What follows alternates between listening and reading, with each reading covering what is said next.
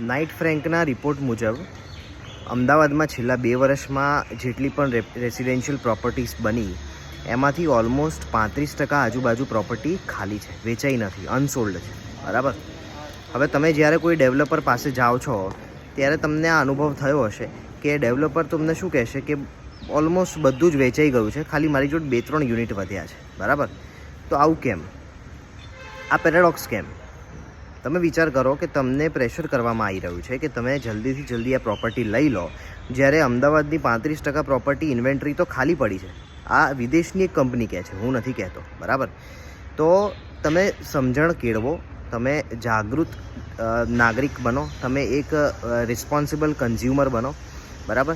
તમે કોઈ પણ જગ્યાએ જાઓ છો, જો એનું લેઆઉટ તમે પહેલાં જુઓ, તમે એની ડિઝાઇન જુઓ.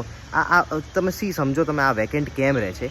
કાં તો એમના લેઆઉટમાં ખરાબી છે, કાં તો એ એરિયામાં પ્રોબ્લેમ છે, કાં તો કંઈક નાનો મોટો બીજો ઇસ્યુ છે. ત્યારે જ કોઈ વસ્તુ ના વેચાય ને. બાકી સારી જગ્યાએ સારી પ્રોપર્ટી, સારી ક્વોલિટીવાળી વસ્તુ કેમ ના વેચાય તમે મને કહો.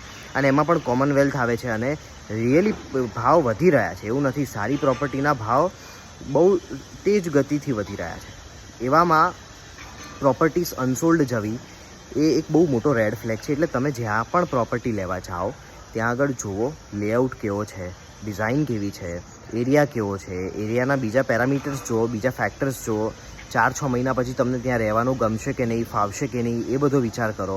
એરિયાનો સર્વે કરો. 1 વાર, 2 વાર, 3 વાર, 4 વાર પ્રોપર્ટી પર જઈને ટાઈમ આપો. એમ રાતોરાત ઉતાવળે આંબા ના પાકે. બરાબર. પ્રોપર્ટી લેવી છે, કોઈ મજાક નથી.